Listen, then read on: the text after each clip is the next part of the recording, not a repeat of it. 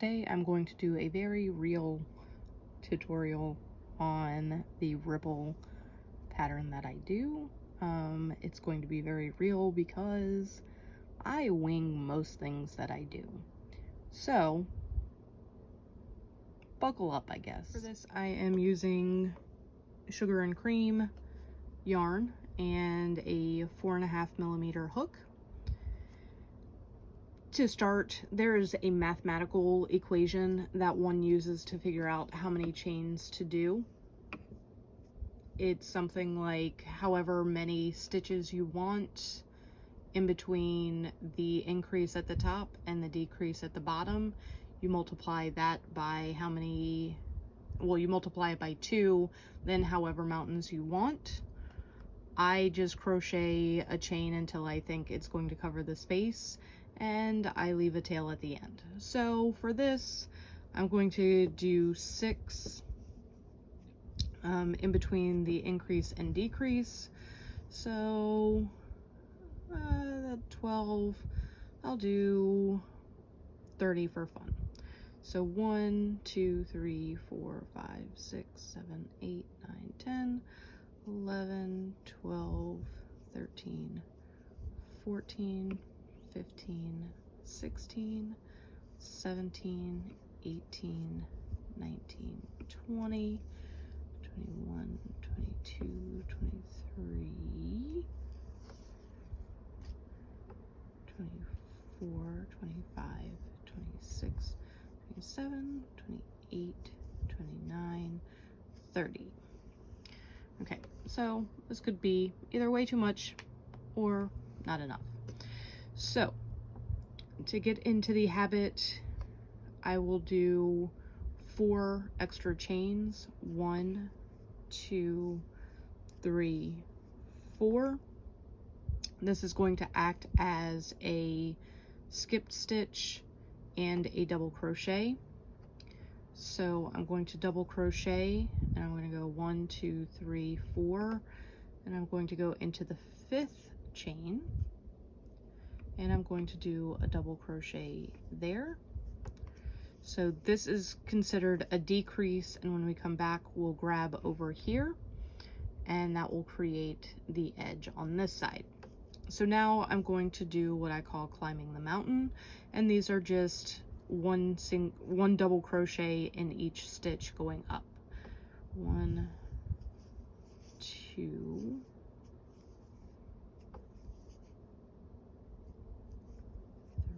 3,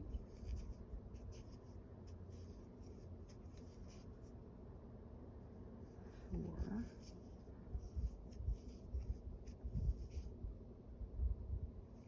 5,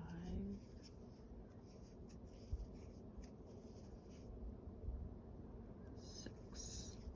So you can do as many in between as you would like. For single crochet, I like to do up to 20. For double crochet, I max out at 12 usually. The less that you do, the more wave it has. The more you do, the more point it has. So this will be more wavy than pointy, if that makes any sense. So I've done 6 up. So now in this, the 7th chain, I'm going to do 3 double crochets in the same stitch, and that is a sort of increase. So 1, 2,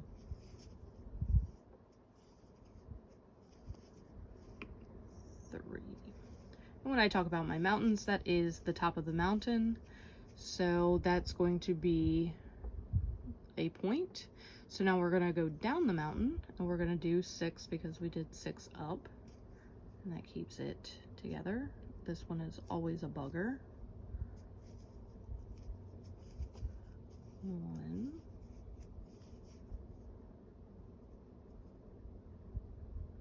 2, 3.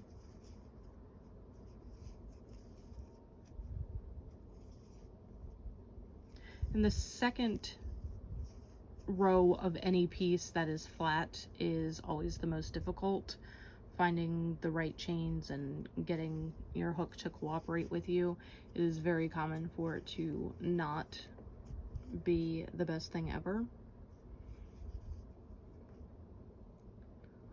4, 5,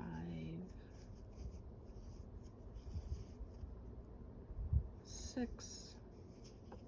So now we have done 6. So now we have to do the decrease, and I think of it as jumping over a brook, because to keep with the mountain theme. So you're going to skip 1, 2, and in the 3rd stitch chain, you are going to do a double crochet and kind of pull that a little bit tighter so it makes the V. So that's the down arrow. And you continue that all the way across, as many chains as you have. I will meet you at the end of this. So I'm going to do 6. I lied. I'm just going to do it with you. So 3, 4,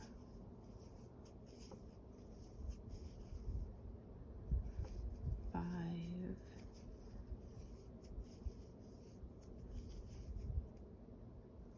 6. So in the 7th one, you guessed it, we're going to do 3 in the same stitch. 1, 2,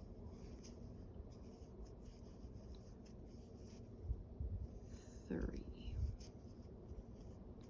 Okay, so now we're going to go back down the mountain, and here you can see the shape that it's taking already, which is fantastic.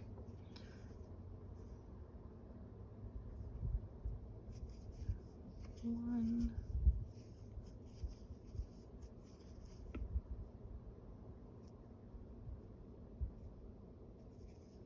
2, 3, 4,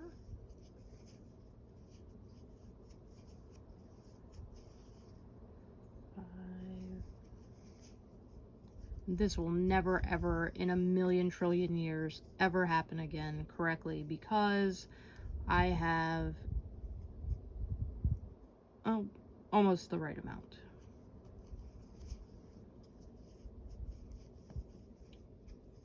So we're going to pretend that that's 1, 2. So I needed to do 1 extra chain. But for the purpose of showing you how to get to the next step, we'll pretend I did it correctly. So 31, then the 4 over here would give you 2 full mountain ranges. So now you're going to chain 4 chains. Yep, 2, 3, 4. You're going to turn your work, and you're going to skip this and this. So in the 3rd stitch, 1, 2, 3, you're going to start your ascent, and you will do a double crochet in each of the top stitches for a total of 6. The 6th one will be in the 1st increase, and I'll show you when we get there.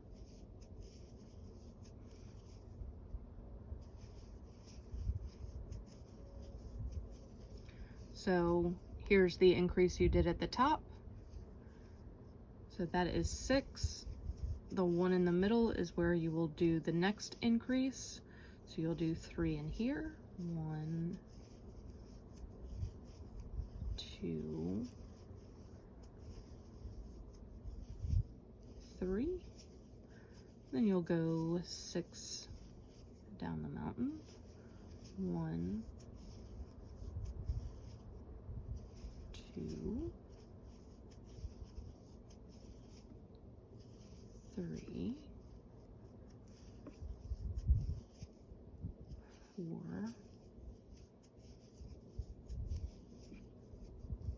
5,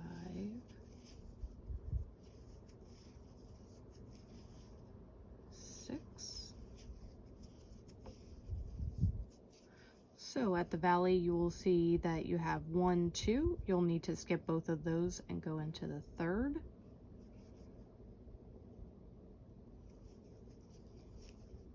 That gives you your little gap.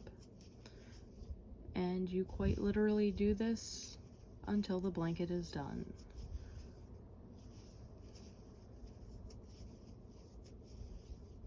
And like I said, it doesn't matter how many you do in between, it will make the mountains and valleys either way. 6 is usually my go-to for baby blankets. 10 is good for a human-sized blanket. If you're doing single crochet, I tend to do more. I range in the 12 to 20 range with single crochet. But it's really whatever your heart desires. When you get into the higher numbers, gauging the foundation chain is a little trickier. And that's when I go a little wilder with it. I do try to apply math, but I am no mathematician, so it is all complete blind luck. Not really, but it feels that way. So to show you what it looks like on this side, you have that loop from this double crochet, you have that loop, so you want to go into the third one, which 1, 2, 3. So you grab that and you make sure you made it double crochet first.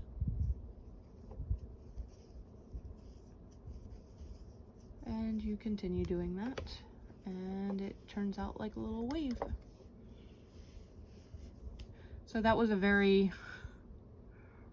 rough draft version. If you have questions, leave them, and I will post a much better version of this when I have brain power.